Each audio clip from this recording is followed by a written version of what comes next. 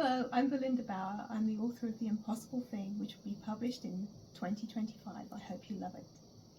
In 2016, I was driving when I heard the tail end of an interview about something called the Maitland egg.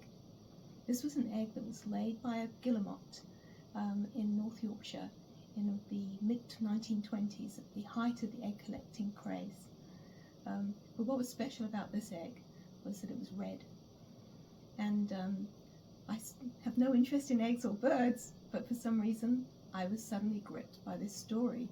And what happened was that every egg lays the same egg every year so that it can identify its own egg.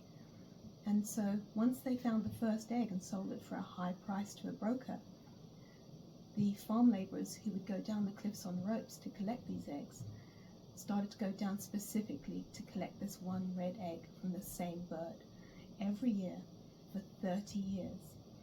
And so it meant that this bird never raised a chick for 30 years.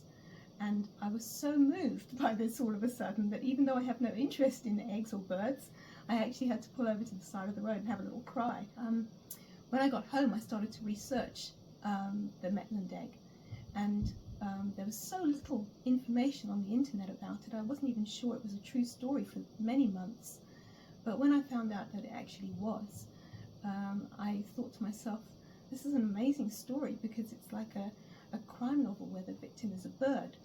And I wondered if I could make it work in the context of a crime novel, and also write a sort of semi-historical story, and also solve a mystery, which is that once the egg was found and sold to a broker every year for 30 years, the eggs disappeared and have never been seen from that day to this.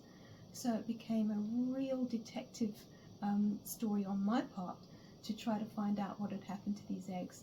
And so it's partly fact, partly fictionalized, but all based on what could really have happened to this egg.